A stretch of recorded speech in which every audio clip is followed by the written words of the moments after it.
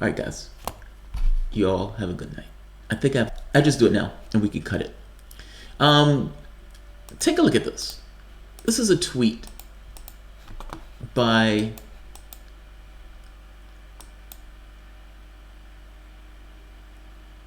Near Tandon. I find this to be an amazing tweet. I don't understand why any progressive is cheering French protesters who are massing against a carbon tax. The comfortable left. The comfortable left. The Sam Cedar left. The comfortable left. These are the people who are so removed from the realities of everyday people that they don't quite get what real people deal with. I don't understand why progressive is cheering a French protesters who are massing against a carbon tax. They're trying to solve the climate change issue on the backs of people who are already in difficult straits. $7 a gallon for gas. $7 a gallon for gas. Now, it's one thing if you're going to try to solve the climate change issue, but fact of the matter is, if you're going to try to solve it, you need to go to where it's occurring. This. Just 100 companies responsible for 71% of global emissions. Then why are you attacking individuals?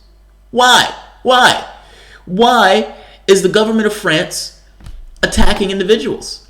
And that is after Macron giving a massive tax cut.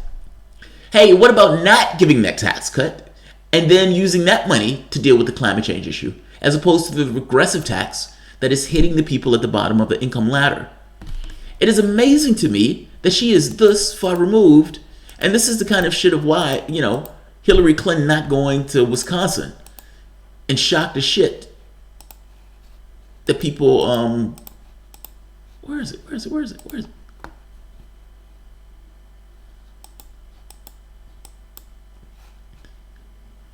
They had to patiently explain this to her, and she's oblivious. Because regular people are struggling, and Macron's reduced taxes on the rich and increased taxes across the board, which affects regular people. Fact of the matter is, the person who she's supporting was also going to drop the tax cut, give the rich tax cut. So, this doesn't necessarily affect her one iota. Macron, to her, is just Hillary Clinton. Increased taxes across the board, which affects regular people more as a percentage of their income. I'm just a truck driver, and I get that. How do you not know this? How do you not know this? I love that. Because he's like, why is this oblivious to you? Why are you so oblivious about this? How are you so removed from the lives of ordinary people that you don't quite get why these people are bothered by paying $7 for gas? Are you shitting me? Is she really that removed? No wonder your candidate lost to reality show hosts. No wonder. I guess the question is, what do you propose to do about climate change? What I propose to do about climate change is not putting through a regressive tax that hits the people at the bottom. That's what I propose. Meaning, whatever action is taken, it shouldn't hit the people at the bottom. How can you be that oblivious that if you're going to do something about climate change, this throwaway of a carbon tax is a throwaway? I want to be clear about that. It's a throwaway. You need a radical transformation of your system if you're going to really do anything real about climate change. We're doing something about climate change just to say we're doing something about climate change. In fact of the matter is, this throwaway is adversely affecting the bottom rung of the economic ladder. How can you be this oblivious to this? But again, this obliviousness gets across why you guys lost to reality show hosts. And it gets across what the person was saying above, that maybe Donald Trump winning this election wasn't the worst thing in the world for the standpoint of some kind of change or potential for change. People like her need to fail. If she's this far removed from the realities of everyday living of human beings, where she doesn't know this, where this guy has to patiently explain this to her, that the poor section of the population gives a large share of their income to this particular regressive tax. If they have to pay $7 a gallon for gas, then that takes more of their income. Now, I suspect that Neera Tanden doesn't care about this because her income and what she makes is so far removed from this particular issue that she doesn't particularly care. I can pay an extra few money for the carbon tax, Neera Tanden would probably say. Yeah, but you are not indicative of the rest of the population. In fact, what the matter is the rest of the population is the thing that's of concern here, especially when they are already in dire and tight economic straits. The amount of money that you pay for gas each month, if that money goes up because they put a carbon tax, that hits you in your wallet as a tax, as a blunt tax. Mitt Romney is not going to care about that. Neera Tanden clearly is not going to care about that. The Sam Cedars of the world probably aren't going to care about that.